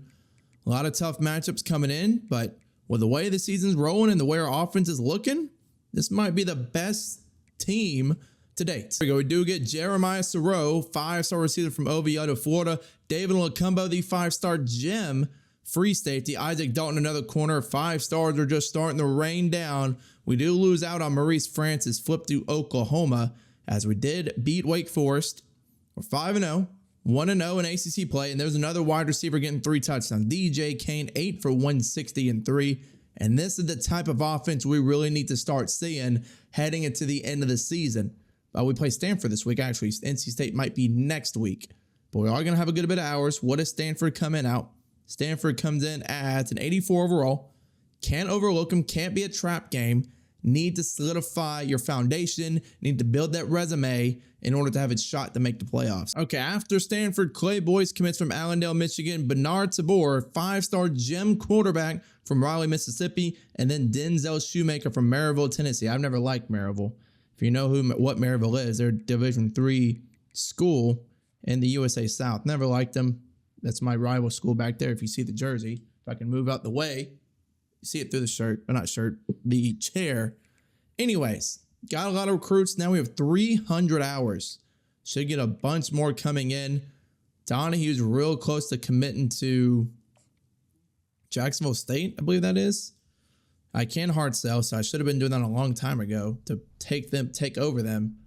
But I mean, he's going on a visit there week 10. All we can really hope for is that he doesn't like going to Jacksonville, Alabama. I mean, Jacksonville, Alabama's in the middle of nowhere. At least in my humble opinion, I wouldn't like going there. But, you know, to each their own. I should be I have been hard selling on this guy, J.D. Hochstein. However the hell you say this guy's name. We'll give him 25. And then all that's really left here. Oh, we got locked down on speed. That's fine. All that's left here, offer these guys scholarships, and I can actually throw them about 50 hours apiece and start to bolster this class a little bit more. Yep, as I figured, we dropped to Virginia Tech. I told you that they was going to find a way for us to choke. And we did so against the Hokies. It was a big trap game, and we got blown out 38-14. Did not show up to play. Hajalahu did okay. Got sacked 3 times. But yeah, can't show up and lay a goose egg like that if you want to make the ACC championship game and want to make the playoff. No picks, no sacks, no TFLs. And now we have a tough road matchup against North Carolina. So there's no room for sulking, no room for pouting. Need to bounce back in this one. Finally, more commits to Sean Carrion, Baylor, North Carolina. Maybe you can put him in your airplane or something. Let's see. Did we beat Louisville? We did not. Fell on the road to an unranked ACC team. It's like every time we get going, something happens. 27-10. Blown out, piss poor effort. Yeah, Hajalahu, who threw 2 picks. Kendricks came in, did okay, I guess. God, when the momentum starts going, it just starts crashing down all of a sudden. We're still first in the ACC, luckily enough. But that means we have to beat Cal. Yeah, if we lose to Cal, A, I'm going to be pissed. B, we're going to miss the playoffs. So, take a look at the college football bracket. We're still projected a top 4 seed, but that is with the understanding that we beat Cal. You don't beat Cal, you don't make the ACC title game, then you don't make the playoffs. Simple snowball effect going on here. It's like the old DirecTV commercials where if you don't get cable, you get tackled by a silverback gorilla. And you don't want to be tackled by silverback gorilla, so you got to beat California. All right, more commits. John Hiwachukwu, I guess, from Bowling Green, Kentucky. Ramon Charlton from Miami. Mitchell Nestrowitz. These names in this game, man, are something else. We do lose out on Font, who goes to Texas. I figured we would. And we do beat Cal, so we're not tackled by a silverback gorilla or a golden bear in this case. Gonna play SMU. Definitely not an opponent I thought we would see in our first conference matchup. Let's see how they did. No, not team schedule. Clicked the wrong thing. Let's see how SMU did in terms of their regular season. So we're going to go ACC. They are 9-3. They're an 84 overall. You know, they put up a pretty good points for, have a good home and away record, have a win streak just like us of 1-1. So not going to be easy, but I'm pretty confident in our team. There we go. Trevante Addington from Inglewood, California. Kevin Kareem from Danville, Kentucky. Alex Kowalski. Kowalski status. Reminds me of like the Penguins of Madagascar. If you haven't seen Penguins of Madagascar, then something's wrong with you. As you see, we play SMU here. I already went over the teams. SMU is an 84 overall. We're 91. If we lose this, I don't think we make the playoff. So, got to take care of business, solidify a top 4 seed, get the first round bye. That way, hopefully, we can win a national championship. Please don't screw me, NCAA. Please do not screw me, or EA, whatever you want to call them. Bobby Titus from Orlando, Florida does commit. Gordon Montgomery from Massachusetts. And drum roll, please. Did we choke against SMU? We win. Okay, beautiful. Love to see that. And then there's the confetti coming down, telling us we've won our first ACC championship. Took us 6 seasons, but we finally got there. Better late than never, as Monk has 2 sacks and a TFL. How do we do on offense? Are we getting an offensive win? We do not. He does win National Defensive Player of the Week. Take a look. There we go. Marvin Mayer, 4 for 91 and 1. Take a look at the overall box score now, as LSU won a shootout against Alabama right there. 27-20 was close. They did try to sell us here. Hajalaho 205, 2-on-1. On the ground, Jewell did okay. 5.5 yards per carry. Should have given him the ball a lot more than we did.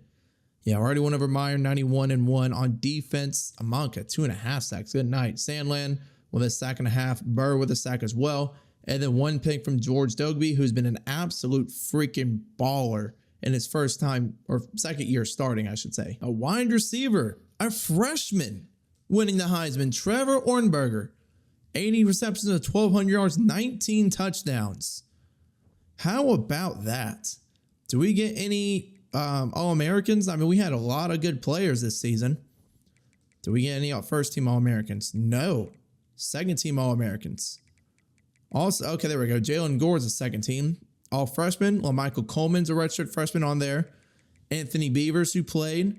Javarius Bram and John McCullum.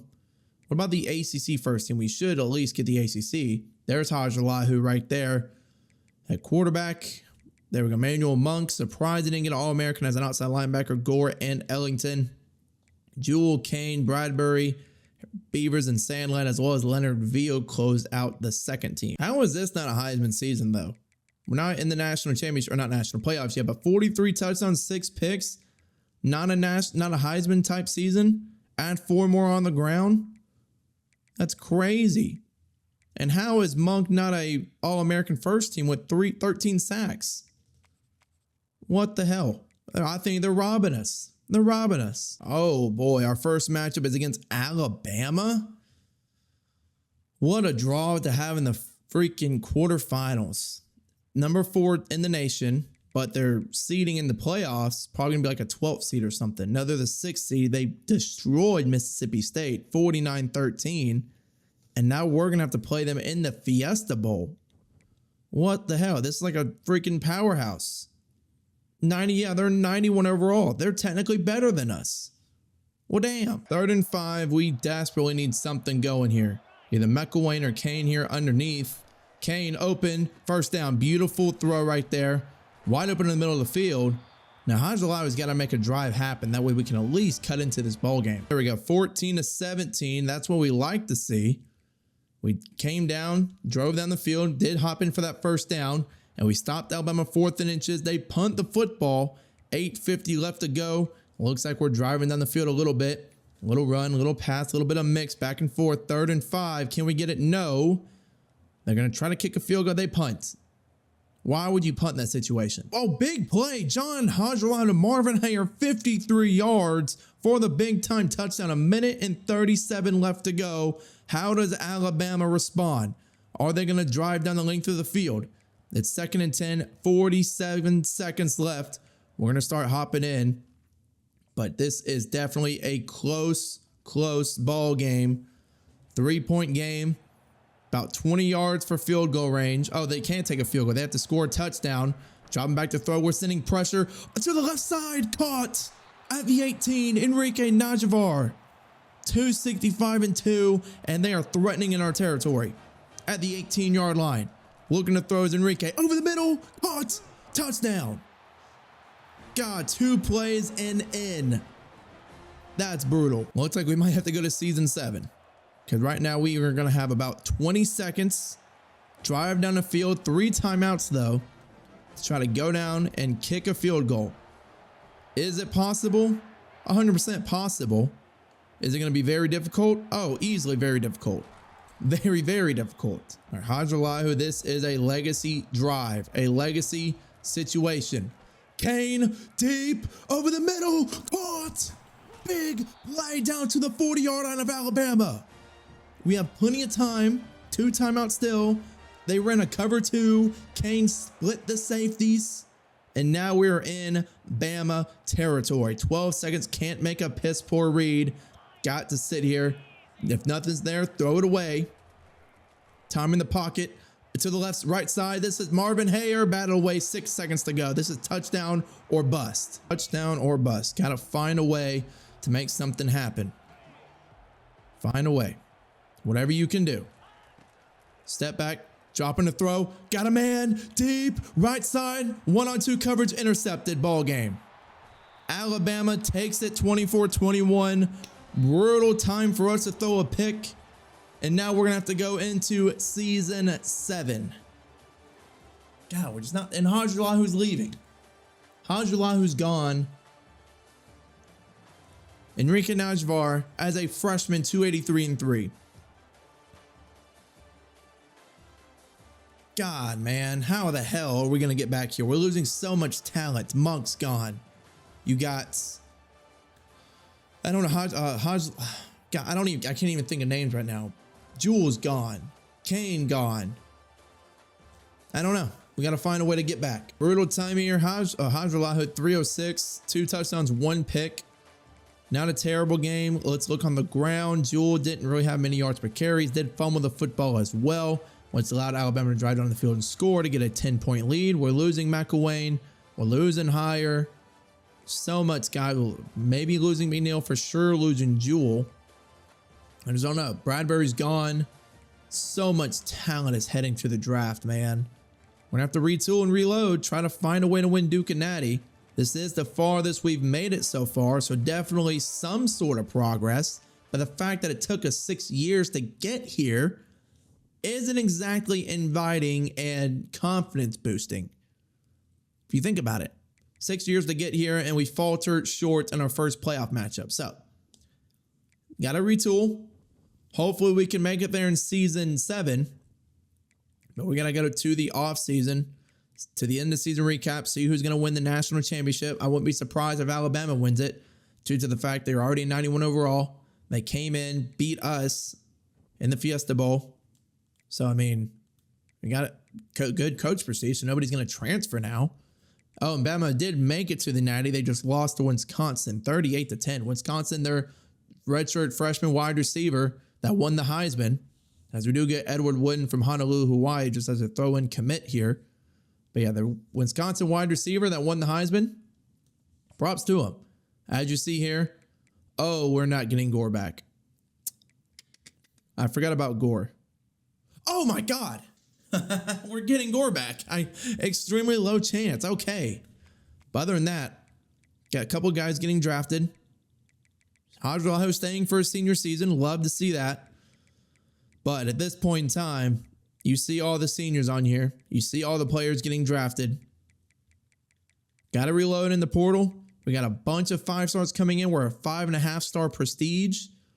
So that should mean the transfer portal should be absolutely freaking electric for us. You got to hope. Maybe a 5-star transfer portal player can come in.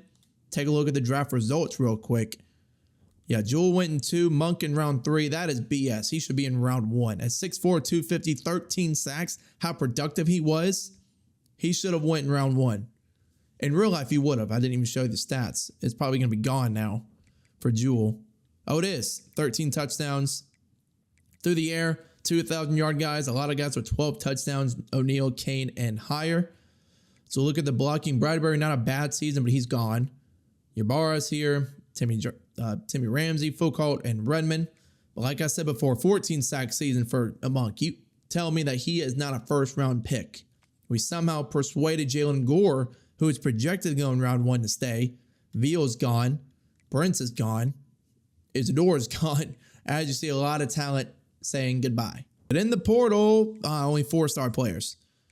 Whitted, Hicks, and Hansen are the only guys that are open here.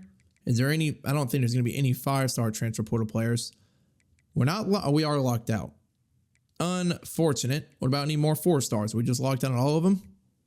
We are. So only 3 4-star players that are in the portal will be interested in even giving us a shot. So that's probably who all I'm only going to go after.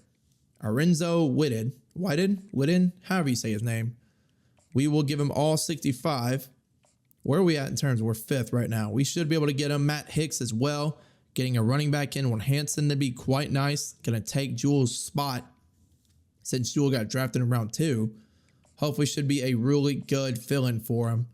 And then from here, all that's going to be left is hard selling these 3 guys. Because everybody else, again, is already committed. We should be at least number 1. We are number 1 right now.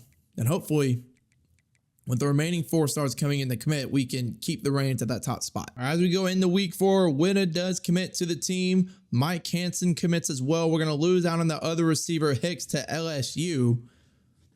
It's okay. You swing and miss 2 out of 3. We'll go into after week 4, show you what the development traits of each and every player is and see if we stay at the number 1 overall recruiting class. I'm pretty confident we will. As we take a look, we do. Second time we've landed the number 1 overall class with 7 5-stars and 24 stars. Need some elites. Especially if we want to win a national championship by season 10. And Grimm is a normal. How's that not a bust? Star for Drew Simonson, 85 pass block finesse, 84 power. Star for Clay Boyce, definitely going to help replace some of the corners we lost, 93 speed. There's our first elite development, 91 speed, 85 tackle for Jaquez Coroma. Impact for Newsel.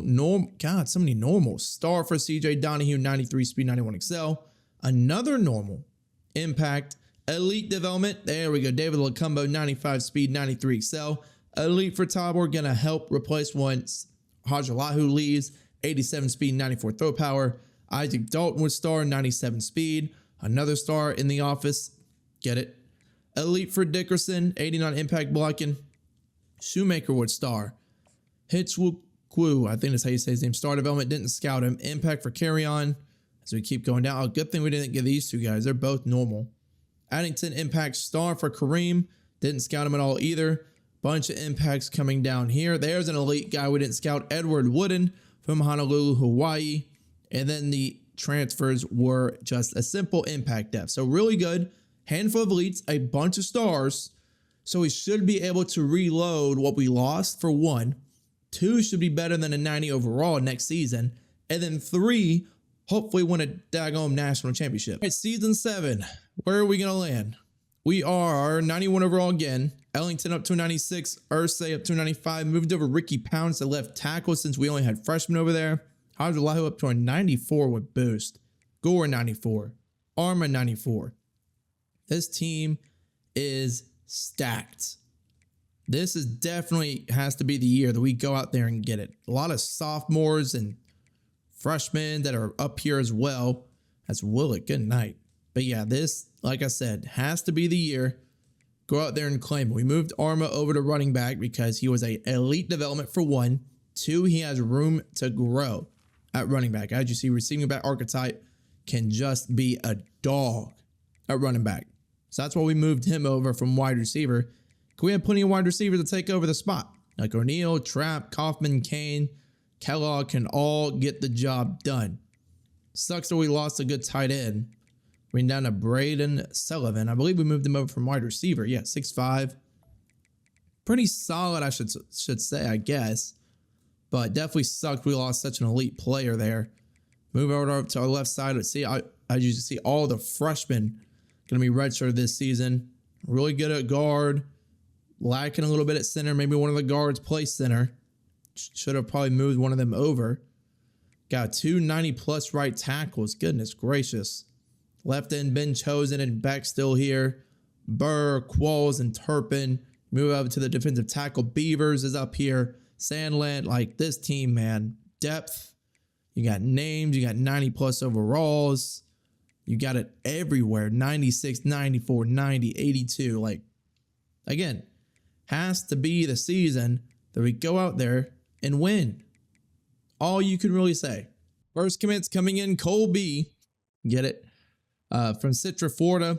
D'Angelo Metzelaris from Port St. Lucie, Florida. Just came off a win against an FCS team. We're 93 overall. Our one loss was traveling to Georgia. Understandable. Deontay Berg coming on the scene. 1 sack, 3 tackles, and 3 TFLs. Now and DJ came with 4 touchdowns. 9 receptions. My word, dog. You are going out of your mind. Yeah, wins National Offensive Player of the Week as well. Oh my God, 6 Notre Dame and 13. This is not good. Not good. What's Notre Dame up? 91 overall, 93. This will definitely show whether or not we are ready for the playoffs or we're just basically frauds. There we go. George Fajardo from Lexington, North Carolina commits. Joe Rowe, almost like Joe Rogan, from Greenwich, Connecticut. Dion Cadu, North Carolina. All these 5 stars coming in. We do lose out on Alexis and Merriman, so that tells me we lost. We did. Fan-freaking-tastic. So, 2-2. Last year we went on a roll undefeated. Lost 34-31. Close ball game. Notre Dame came back in the 4th quarter. Hajalahu not getting it done. He did get it done on the ground, though. 112 yards and a touchdown, if I can speak. But yeah, it's going to be tough sledding from here. Luckily, we have conference play coming up. But as long as we right the ship, start going on some win streaks, we do play 3 top 25 teams the next basically 4 weeks after the bye. But we're going to have to basically go 8-0 to have a shot here. Week 10, playing FSU. They are 6-1, 3-1. I'm hopeful we can win. We have a lot of players coming in on a visit. Week 10 is the final game we can schedule visits for 1. So it'll be telling based on how many players commit. Will Abram, Greensboro, North Carolina, does commit. He was one of the guys that was flip-floppy between us and I believe it was Boston College. Darrell Westbrook's commit as well. Boban Myers flips to Kentucky, so that tells me we probably did lose. 876 XP. Unfortunate. No, we won. Okay, good. We are 8th in the nation right now. Let's hope it stays that way. How do we end up beating FSU? My God, a lot of close, high-scoring ball games right here. 28-24. Came away with an air victory. Hajalahu, 3 touchdowns, no picks on the ground. Arma, 73 yards, 4.6 yards per carry. Trapp, Sullivan, and Kane, as well as Arma, had a touchdown. Looking at our defense, Willett with a TFL and a sack, coming on strong so far. And then Jason Ellington with a pick of his own. We are 10-2 right now.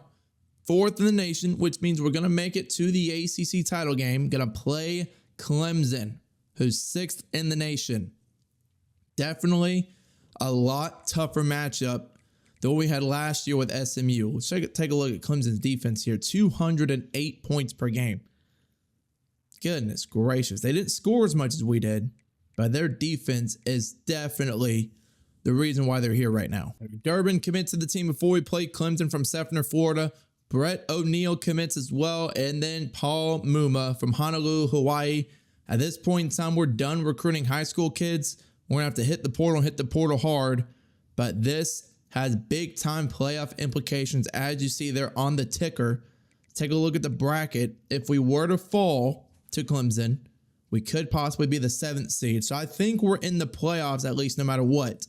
But I would much rather have a first round bye than be sitting and try to scratch and claw 4 runs in a row. They are 90 overall to our 93. So we should, by the overall standpoints, win the game. But that's not going to mean anything. Let's take a look at our staff real quick. Make sure we got everybody. Yes, everybody's still here. But 90 overall to 93, they're still more than capable of taking the game. I mean, you saw their defense, only 200 and something points allowed versus our 280. So are we going to win our 2nd straight ACC title game? I want to see the confetti fall, 14K XP. Maybe that means we won one. Confetti fall, please. Dalton Qualls 4 sacks. My God, so we had to win with a single guy alone getting 4 sacks. And we get a player of the year. No Heisman? Give me a Heisman. No Heisman. There it is. Heisman Trophy winner John Hadjilahu in season 7. Finally, 44 touchdowns, 5 picks, 3,600 passing yards as well.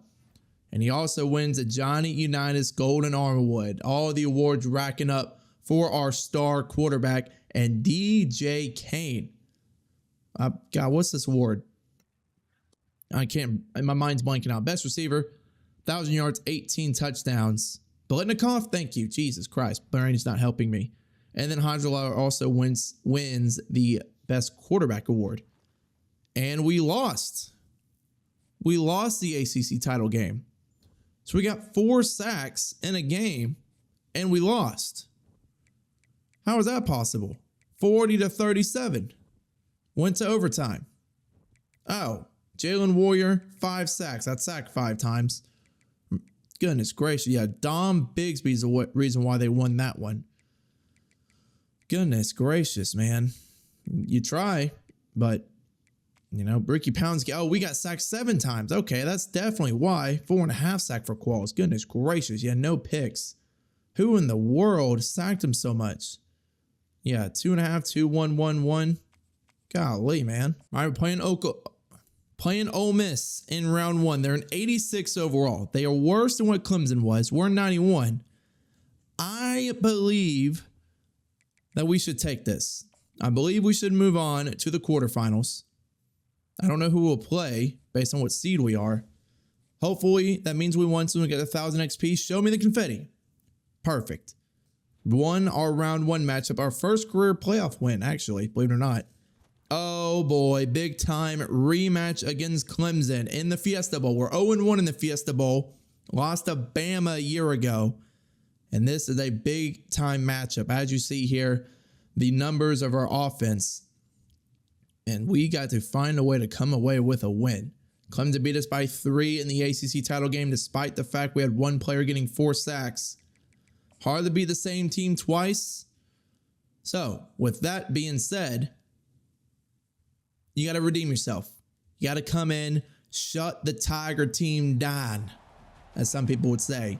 Come away with a big W to move on to the semifinals. All right, we're already up 14-0.